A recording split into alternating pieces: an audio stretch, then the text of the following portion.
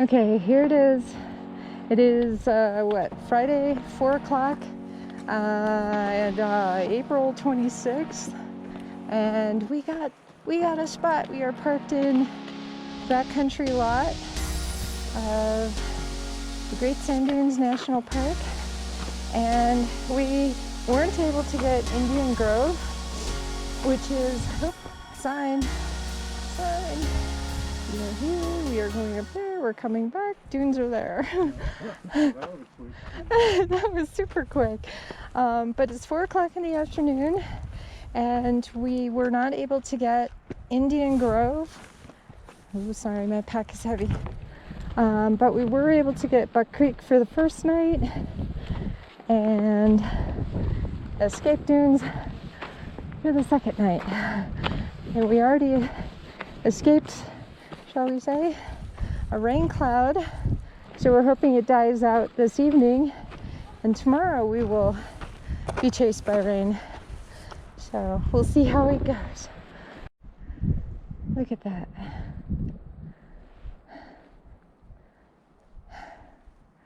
So beautiful. This is where I came from, and this is the direction I'm going. So beautiful, and I am so excited. 2 nights on the trail. Woo-hoo!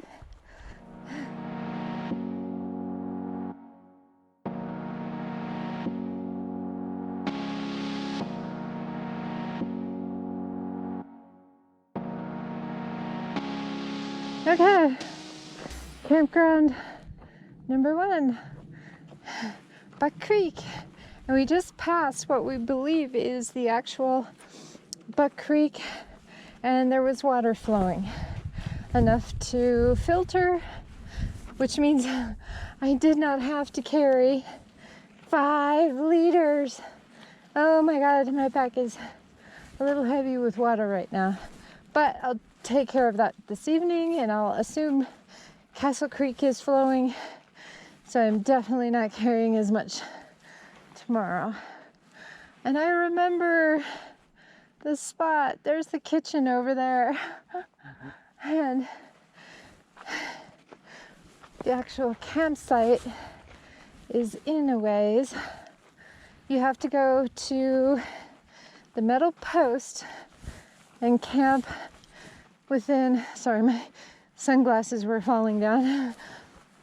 You have to camp within 50 feet of the metal post.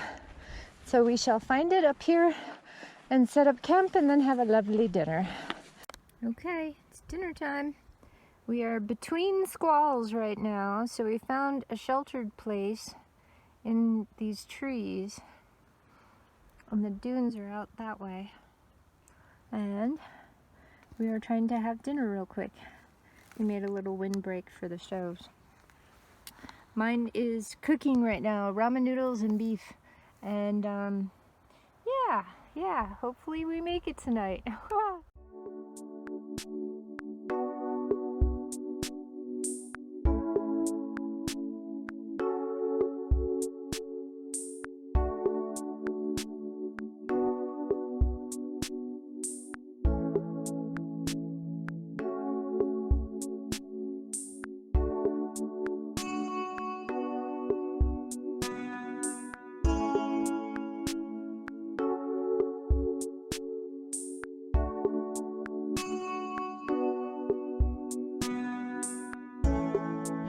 Okay, got in kind of late yesterday, took off about 4, got as far as Buck Creek campground, backcountry campground I should say, and had a lovely, if not windy, evening at Buck Creek campground.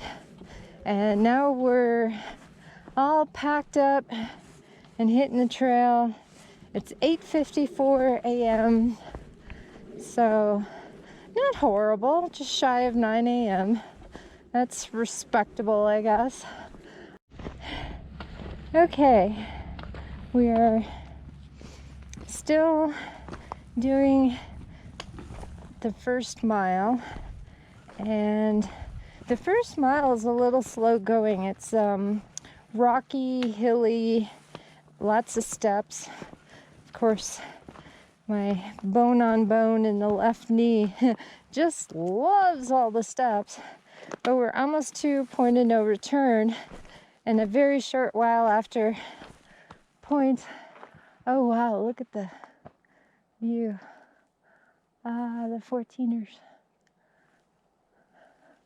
Cool. Sorry. The short while after point of no return, it gets more sandy and temperate, but the first mile is kind of hilly, a few steps, a little rocky. Okay, it's 10 o'clock. We've been on the trail for a whopping hour, and we've gone maybe a mile. We're going super slow and super cash and taking tons of breaks, and that's what we're doing right now. Snack break, because we only have a few miles to go, so total. So yeah, why not?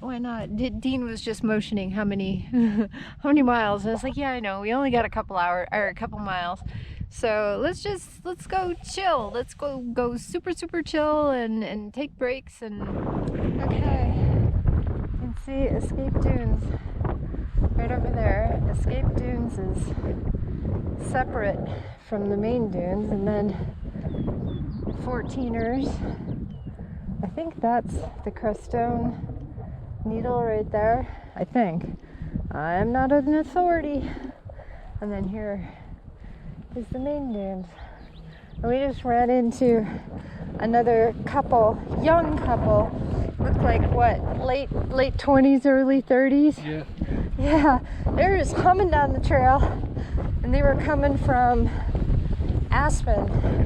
So, and they said they ran into 3 streams between Aspen and Escape Dunes that were running.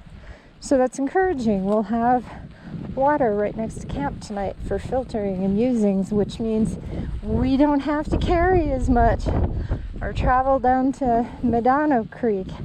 And that's cool. And right now it's like 50 degrees and windy, but it feels good. It feels real good. Okay, you know, we're noticing differences this time than the what was it, 2 weeks ago? I think I said 1 week, but it's 2 weeks ago we were here. It was in the upper 30s with a bitter cold wind and not many people. So walking in the sand was pretty easy. It was a not solid surface, but pretty good surface. We're noticing this time the sand, so many people have been through here now because this is the end of National Parks Week, where you get in free. So we've seen a few people. We've seen 2 trail runners, 2 backpackers, and 2 hikers.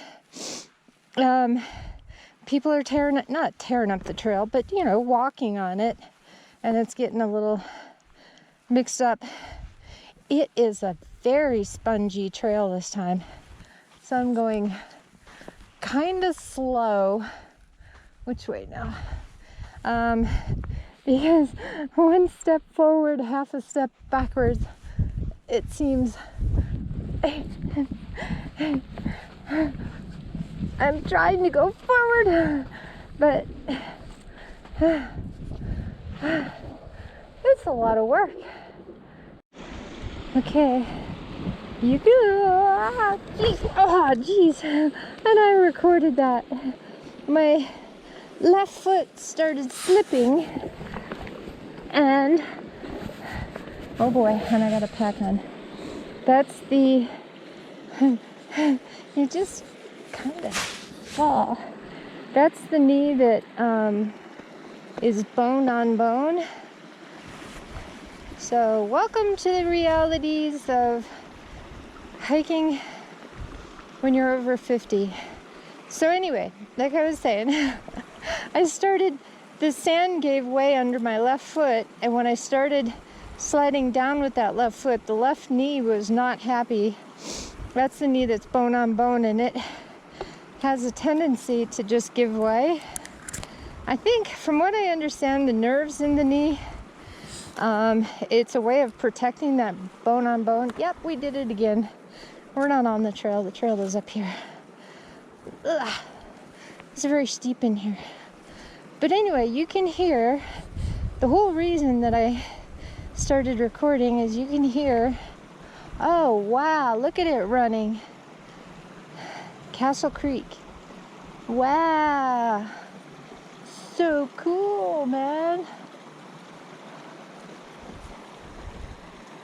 It was not running like that 2 weeks ago.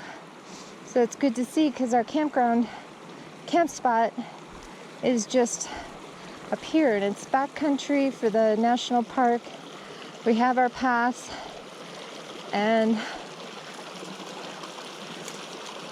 we have already reserved this spot. Dean, did we come this way last time? I don't even remember. I can't hear you.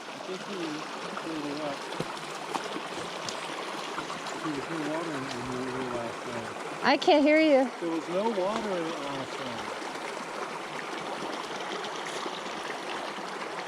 Let me see if I can do this.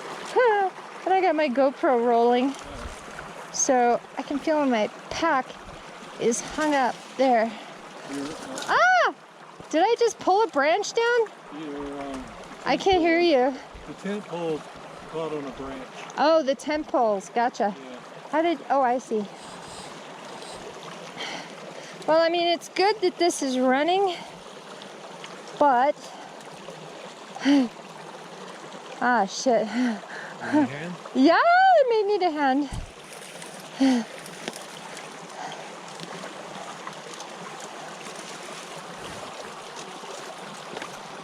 Oh, jeez.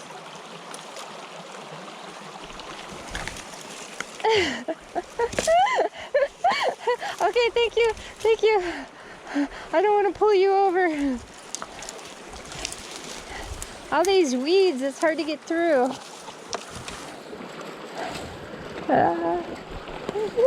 God, I had to record this.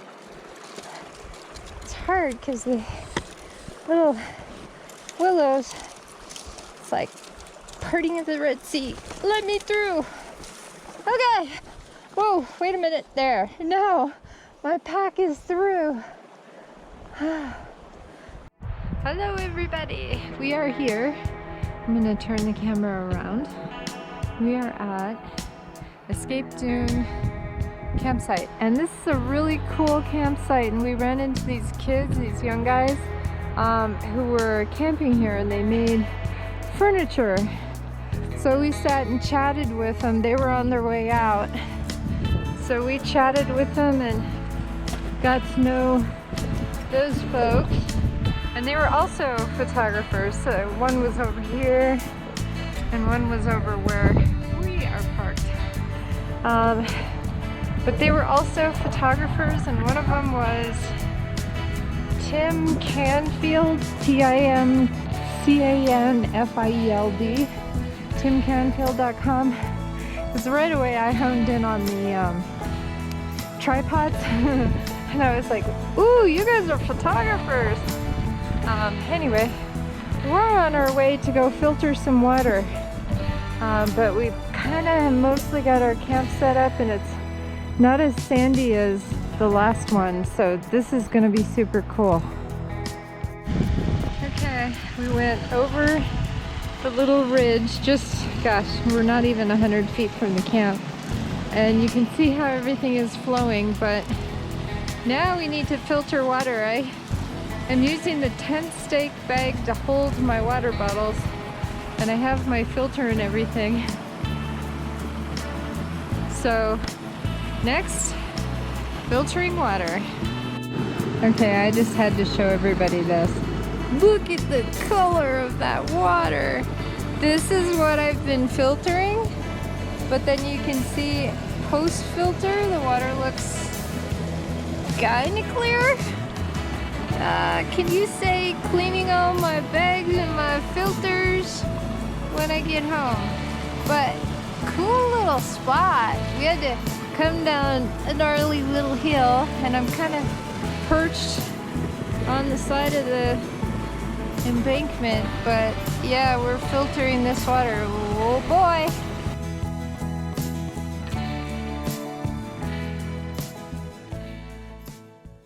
Okay, Sunday, April 28th. Happy birthday, Carly! I tried to call you guys. I have sketchy service. We're at Escape Dunes right now and we're leaving. There is our old campsite all packed up. We're all packed up and we're leaving. But I really liked the Escape Dunes backcountry campsite for the Great Sand Dunes National Park. Really nice site. Really nice site. And the guys that were here before us, we got to sit and chat with them. Nice guys. Two guys, and they were photographers. I saw a tripod sticking out of one of their packs, and I was like, oh, you guys are photographers. So are we. So of course we sat and BS with them for a few minutes, and one of them said his website is Tim Canfield, CANFIELD .com. So I'll have to look that up, check it out. But yeah, this campsite was rocking. Now we're on our way home. I could stay out another couple days, but gotta go.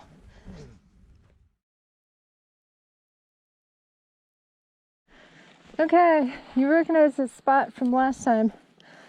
We're already at the spot we turned around last time. Gosh, it's like 9:15 in the morning. Sun is just starting to hit the dunes. Oh, look at a little cave, or not little, it's a freaking massive cave-in. Oh, there's all kinds. Look at it. It's like the water, the runoff. Wow, look at the size of Castle Creek. All the runoff, I'm guessing, this is my hypothesis, is since we got big mountains up this way, this is snow runoff and it's heavier right now. So it's interesting because right here and there and there and there, you can see where it's eroding. The heavier water is eroding the dunes, and you can see Castle Creek is it's humming right along.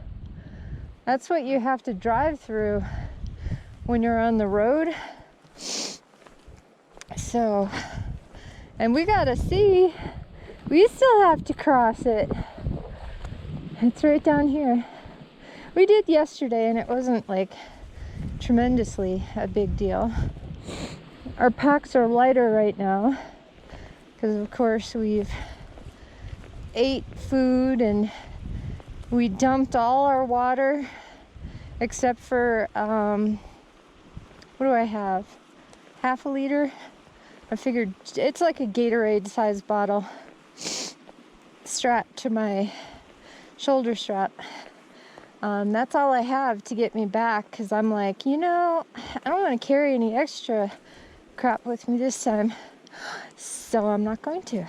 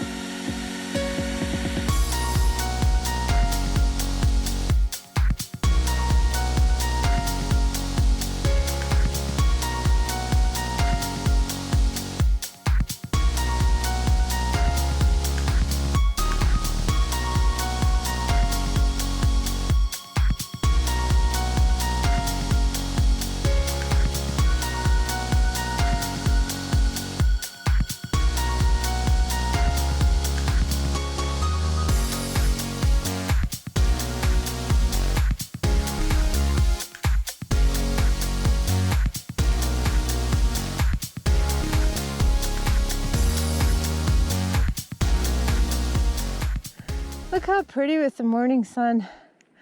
And you can see a little critter. Is that a little critter one up here?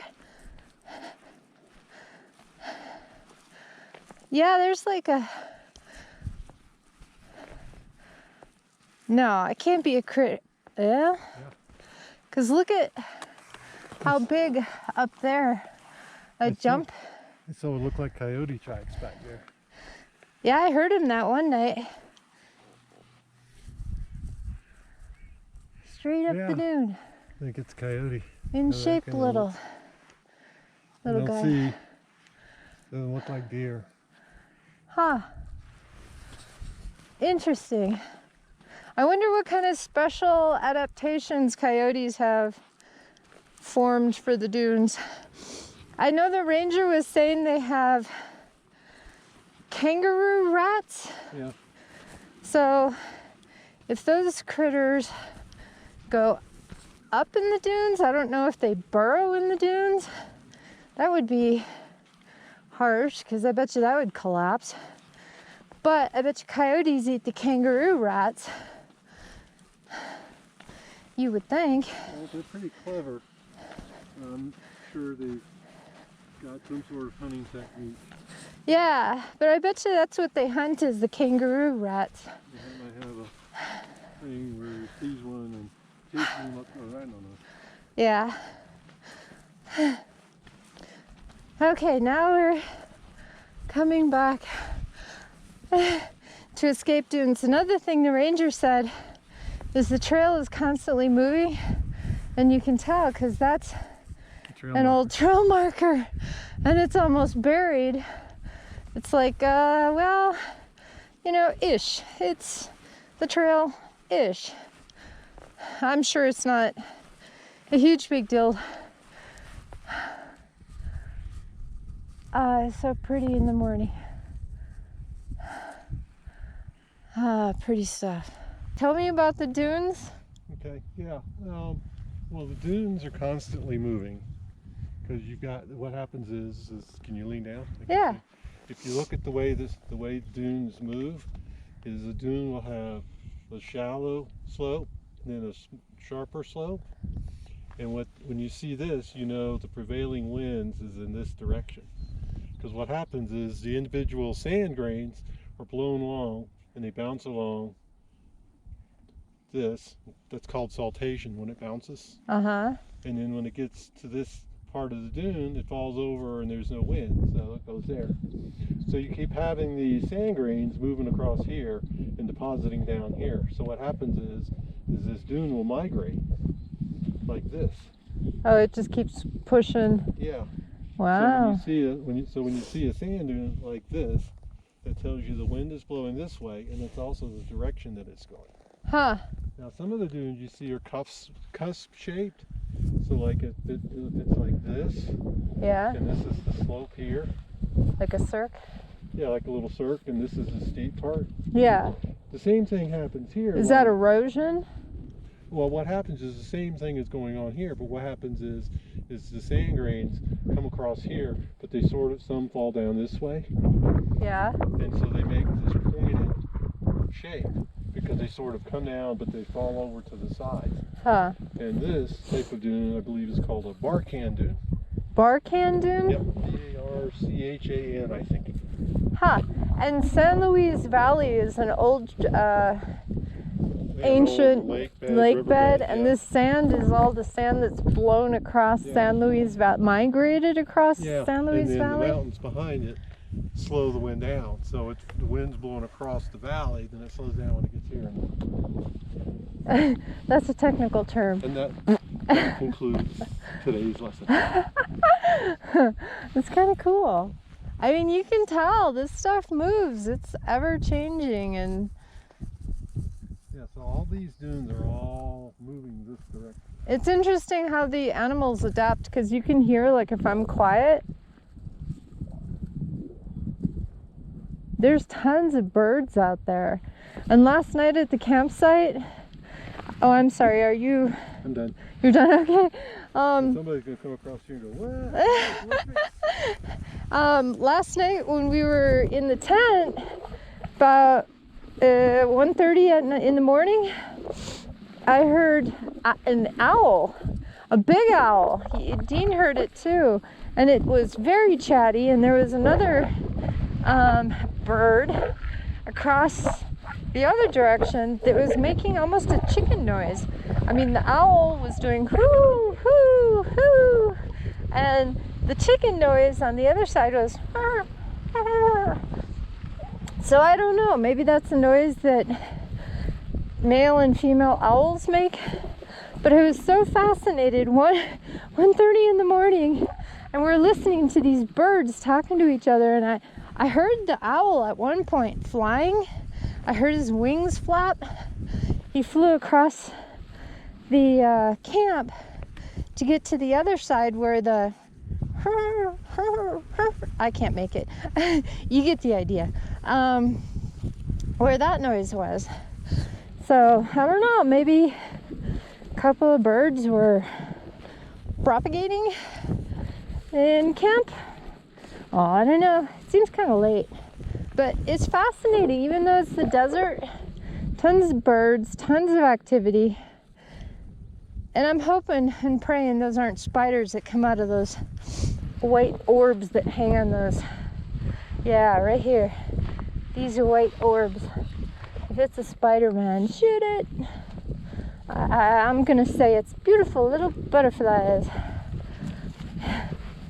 Oh, what was that? I heard somebody screaming already. Kind of like a coyote over there or something. A coyote? Yeah, it could be. I just barely heard it. Full of activity in here. Somebody yelling too. Huh. Okay, here we are. What time is it? Oh, hold on, I gotta check my watch. 11:50. We have been very much taking our time and enjoying ourselves on the way out of the dunes. Almost don't want to go, but we're all the way back to Buck Creek. Can you hear it? I thought, neat place for our last break because we're only half a mile down the trail and we're out. So it's been an awesome 2 days in the backcountry and I had a blast. I don't want to go home. I feel like I am very feral, very much hiker trash right now, but I love it. It's great. I want to stay out there.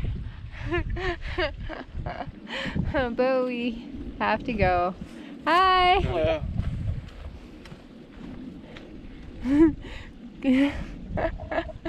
Lots of people on the trail. Here it is, Buck Creek. That's how much water is flowing through it. A trickle, just a tiny little trickle. It'll be, I'm sure, dried up quick. But we're almost back at the car. Oh yeah. So I gotta wrap this up and we are heading to Grammy's Kitchen. Great little place in Moffett. So you just get back on Highway 17 and go north. I don't know how far, 20 minutes maybe. And you'll see it on the east side of the road. And that place is so good. Nice young gal runs the place, owns the place, I believe. And I ordered 2 Jack Daniel pecan pies from her that are going to be waiting for me to take home.